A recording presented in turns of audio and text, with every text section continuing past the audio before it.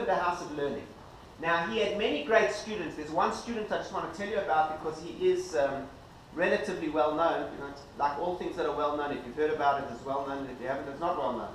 But the Maharal, he had a student by the name of Rabbi Yom Tov Lipman. Rabbi Yom Tov Lipman Heller. And he wrote a commentary on the Mishnah called the Tosfot Yom Tov.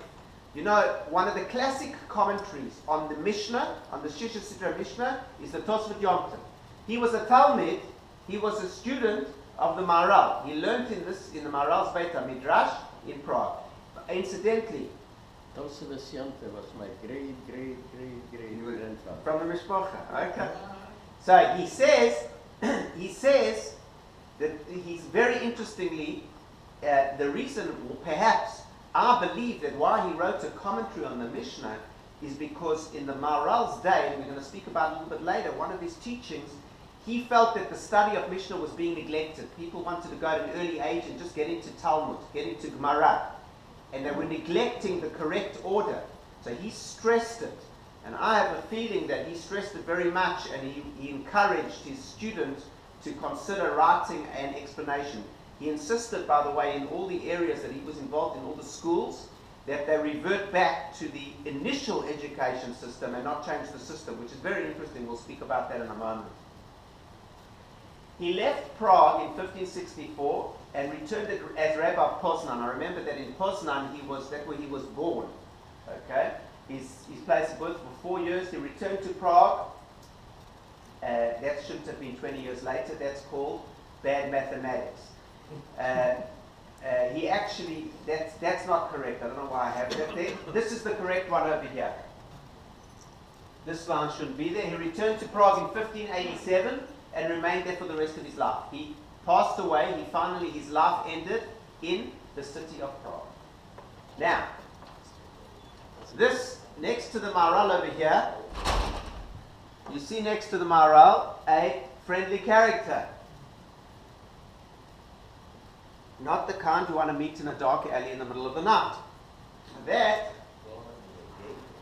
is a depiction of the well-known legend of the Golem of Prague. Now, the truth is that in the Maharal's writings itself,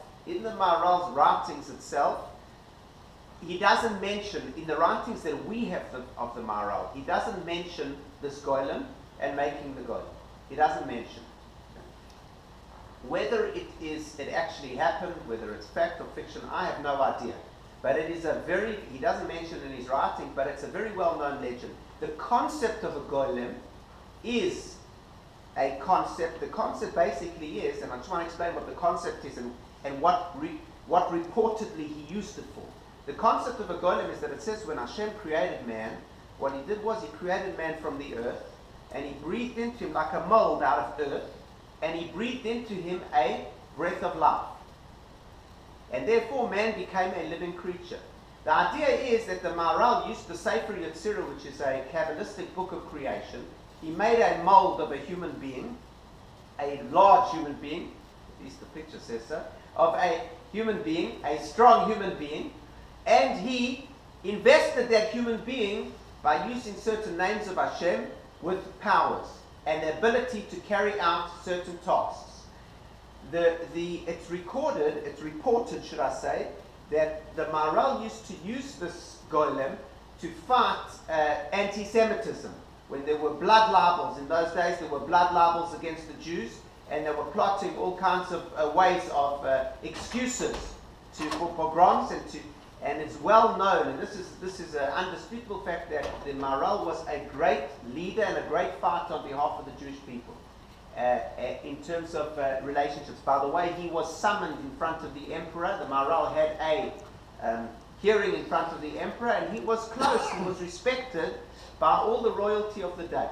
I haven't been to Prague, but I'm told that my in-laws went once. They told me that you get little statues they sell little figurines or something of the Maharal to tourists, and so the legend has become very, very advanced. It says actually that what the Maharal, I'll show you in a moment here, I haven't been to the Maharal Shul. I know some have.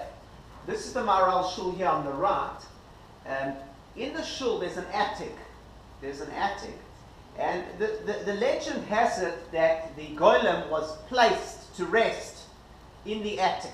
It says that the Maharal every Erev Shabbos actually used, the golem also used to keep Shabbos. He used to tell the golem, use the name of Hashem, golem, go to sleep. So the golem used to shlof in that. He used to be in the shul, used to shlof in the attic.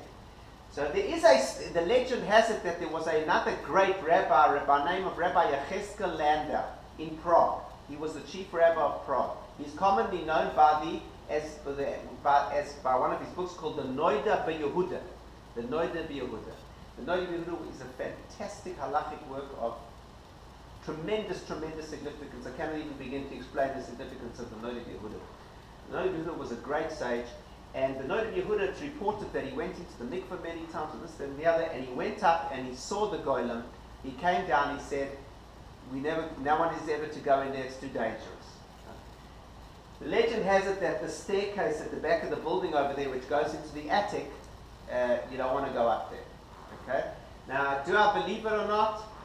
I have no idea. Would I climb the stairs? No. Okay.